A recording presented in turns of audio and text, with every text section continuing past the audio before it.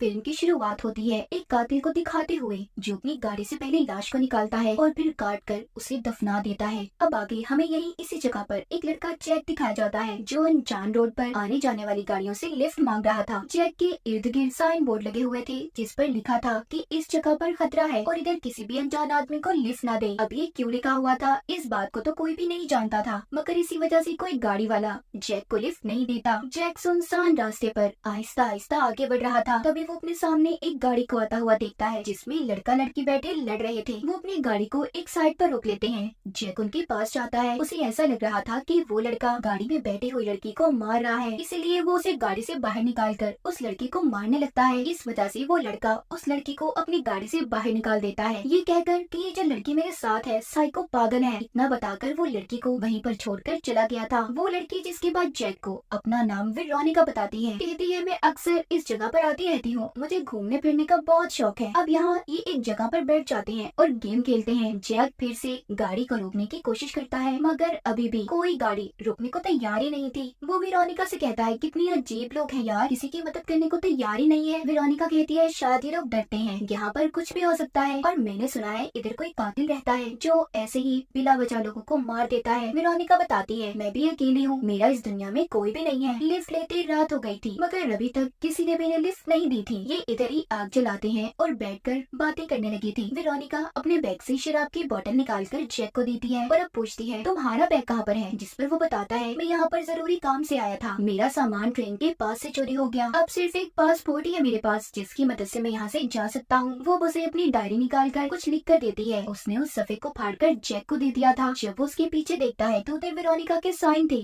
जिसे देखकर वो पूछता है ये क्या है। बस मैं अपना नाम लिखने की प्रैक्टिस कर रही थी और इससे ज्यादा कुछ भी नहीं। ऐसे ही बातें करते करते वो दोनों सो गए थे। सुबह जब होती है तो जैक देखता है उसके पास वेरोनिका नहीं थी। वो थोड़ा सा परेशान हो गया था। जब वो आगे जाकर देखता है तो वेरोनिका पास ही छोटी सी नहर में नहा रही थी। वो जैक को भी अंदर आने का कहती है। जैक भी उसके साथ नहाने लगा था। उन दोनों के दरमियान में काफी अच्छी दोस्ती हो गई थी। अब नहाने के बाद दोनों दोबारा से अपना सामान लेकर आगे बढ़ते हैं मगर अब भी कोई भी लिफ्ट नहीं देता। थोड़ा सा आगे आने पर एक आदमी अपनी गाड़ी को रोक लेता है और अपना नाम ग्रिजेट बताता है। वो उन्हें लिफ्ट देने के लिए तैयार था। वेरोनिका उसे देखकर ज्यादा खुश नहीं थी। वो बहुत ही दुखी मन से उसकी गाड़ी में बैठ जाती है। ग्रिजेट कहता है मेरा घर यही पास में है, तुम लोगों को आज रात मेरे घर पर रुकना होगा। जैसे ही सुबह होगी मैं तुम्हें उसी जगह पर छोड़ाऊंगा जहाँ पर तुम जाना चाहते हो। थोड़ा सा सफर करने के बाद ग्रिजेट का घर आ गया था। ये देखते हैं उसका घर काफी बड़ा था और उनका वेलकम ग्रिजेट की वाइफ करती है। वो जैक को पहले उसका कमरा दिखाकर आराम करने का कहती है। उधर ग्रिजेट जो इन्हें अपने साथ लाया था वो वेरोनिका को उसका कमरा दिखाता है मगर अब भी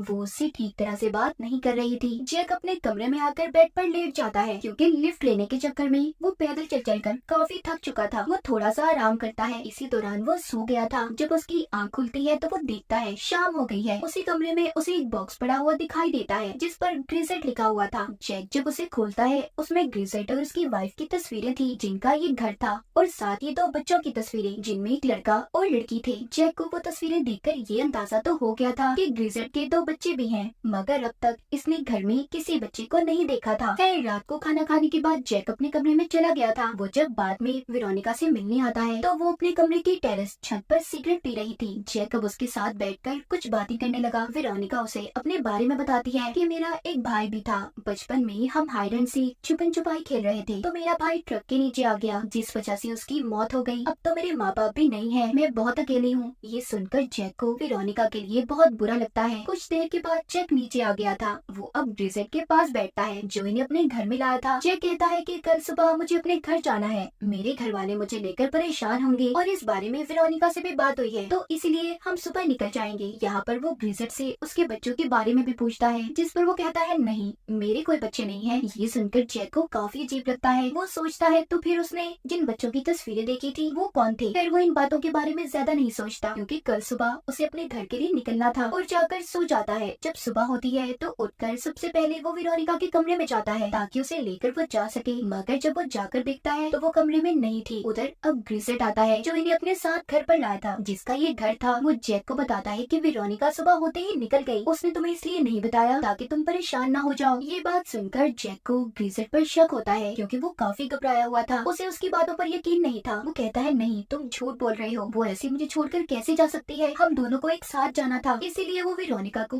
पूरे घर में ढूंढने लगता है, मगर वो उसे कहीं पर भी नहीं मिलती। अब ग्रिसेट जैक को वेरोनिका का लिखा हुआ लेटर खत देता है, जिसे उसने जैक के लिए लिखा था। उसे ये सब देखकर यकीन तो हो गया था, मगर वेरोनिका की ऐसे चले जाने की वजह से वो बहुत दुखी था। इसीलिए वो अब ग्रिसेट के घर से पैदल ही जाने लगता है, मगर रास्ते में जाता हुआ वो देखता है कि इस लेटर में कुछ तो अलग है। वो अपनी डायरी निकाल कर उसी सफ़े को निकालता है जो उसे परसों रात वेरोनिका ने दिया था। यहाँ पर उसे पता चलता है वो दोनों राइटिंग लिखाई अलग अलग है, यानी कि जो खत ग्रिसेट ने इसे दिया वो वेरोनिका ने लिखा ही नहीं था। ये समझ जाता है कि ग्रिसेट इसके साथ गेम खेल रहा है। वेरोनिका कभी उसके घर से गई ही नहीं थी, जरूर उसने उसके साथ कुछ गलत किया होगा। तभी कोई पीछे से आकर जैक पर हमला कर देता है, जिससे वो बेहोश हो गया था। कुछ देर के बाद जब उसे होश आता है तो वो खुद को एक ट्रक में पाता है जिसमें मरे हुए जानवर रखे गए थे। एक बूढ़े आदमी ने उसे अगवा कर लिया था। अब जैक को वो बांधकर एक कुर्सी पर बिठा देता है और टेबल पर खाना रखकर जैक को उसके पास बिठाकर उसकी तस्वीरें लेने लगा था। जैक को कुछ भी समझ नहीं आ रहा था कि वो बूढ़ा आदमी ऐसा क्यों कर रहा है। जिसके बाद वो उसे दोबारा से बांधकर उसके मुंह पर टेप को लगाकर दोबारा से ट्रक में डालकर कहीं पर ले जा रहा था और फिर उसे बेहोशी का इंजेक्शन भी देने लगता है। तभी वो अपने किचन में से आता हुआ धुआं दिखता है जहाँ पर कोई चीज जल रही थी। जल्दी से वो अपने घर भागता है। इसी बात का फायदा उठाकर जैक वहाँ पर पड़ी हुई एक कील से अपने हाथों की टेप को काट देता है और भाग गया था। वो भागकर ग्रिसेट के घर पर दोबारा से आ जाता है, क्योंकि इसे कहीं न कहीं शक था कि वेरोनिका अभी भी ग्रिसेट के कब्जे में है। वो छुप कर देखता है कि ग्रिसेट और उसकी वाइफ दोनों अपनी गाड़ी में कहीं पर जा रही हैं। वो उनके जाते ही उनके घर में आकर दोबारा से वेरोनिका को ढूंढने लगता है। उसका शक सही साबित हुआ था। उसे कमरे में वेरोनिका बंधी हुई मिलती है। वो उसे जल्दी से खोलता है, तभी बाहर से गाड़ी की आवाज आ रही थी। ग्रिसेट और उसकी वाइफ दोनों वापस आ चुके थे। अब जैक वेरोनिका को लेकर इनके पीछे के दरवाजे से बाहर भागता है, मगर बदकिस्मती से ग्रिसेट की वाइफ ने इन्हें भागते हुए खिड़की से देख लिया था। वो जल्दी से अपनी गाड़ी में बैठकर दोनों का पीछा करते हैं। वेरोनिका जैक को लेकर एक कैबिन के पास आकर छुप गई थी। भागते भागते ये गिर जाते हैं। जैक को काफी चोट भी आती है। तभी जैक ये नोटिस करता है ये तो वही कैबिन है जहाँ पर इसे बूढ़ा आदमी अगवा कर लाया था। कुछ देर पहले ही तो वो यहाँ से भागा है। अब वो बूढ़ा आदमी भी वहाँ पर आ जाता है और पूछता है कि कौन है यहाँ पर। तभी जैक और वेरोनिका उसी की गन को उस पर कर लेते हैं। वो बूढ़ा आदमी जैक से कहता है तुम कितने बेवकूफ हो ना, अब तक कुछ भी नहीं समझ पा रहे। जैक क्या नहीं समझ पा रहा था, बस कुछ ही देर में उसे पता चलने वाला था। वो उस बूढ़े आदमी को गन दिखाकर यहाँ से जाने का कहता है। जब वो पीछे ही हट रहा था तो उसका पाँव फिसल जाता है और एक रॉड उसके जिस्म से आर पार हो गया था, जिस वजह से उस बूढ़े आदमी की मौत हो जाती है। इधर जैक भी जख्मी होने की वजह से बेहोश हो गया था। यहाँ पर वेरोनिका के दिमाग में एक आइडिया आता है। वो एक प्लास्टिक शीट से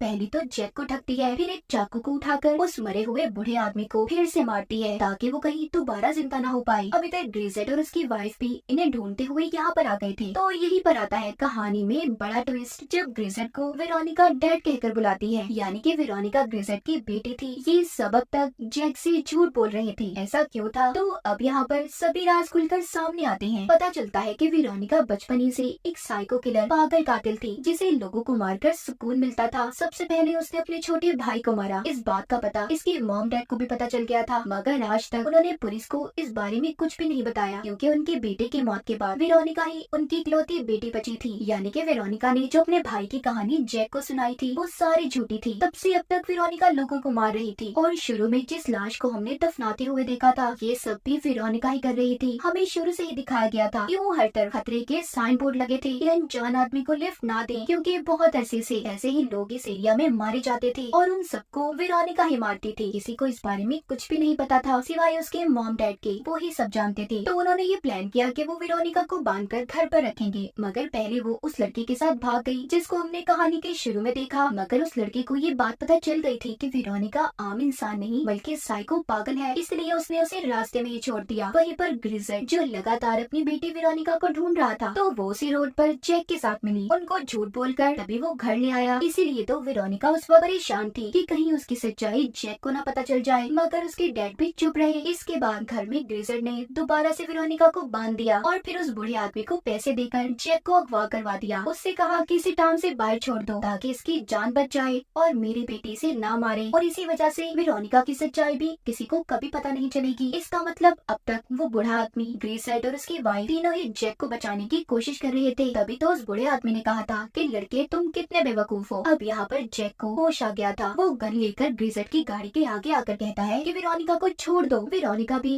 गाड़ी से उतरकर उसके पास आ गई थी। इससे पहले उसकी मॉम जैक को कुछ सच्चाई बताती। वेरोनिका ने गन मारकर अपनी मॉम को बेहोश कर दिया था और अपने डैड ग्रिसेट को टेप उसे बांध देती है, जिसके बाद जैक और वेरोनिका ग्रिसेट की गाड़ी लेकर भाग जाते हैं। रास्ते में जैक बहुत खुश था, शुक्र है वो बच गया, मगर वो पागल ये नहीं जानता था कि मौत का सामना तो अब होगा। वो खुश इसलिए हो रहा था कि फाइनली वो अपनी फैमिली से मिल पाएगा। जैक सुकून से आंखें बंद करके बैठ गया था। यहाँ पर वेरोनिका का हाथ आहिस्ता आहिस्ता चाकू की तरफ बढ़ रहा था। इसका मतलब अब ये जैक को मारने वाली थी, जिसके बाद ये यहाँ से भाग जाएगी और ऐसी जगह पर चली जाएगी कि इसके मॉम डैडी से ना ढूंढ पाए। बेचारा जैक ये नहीं जानता था कि जिस लड़की को वो बचा रहा है आगे जाकर वो उसकी मौत का कारण बनेगी। और इसी डार्क एंडिंग के साथ इस फिल्म की कहानी यहीं पर खत्म हो जाती है।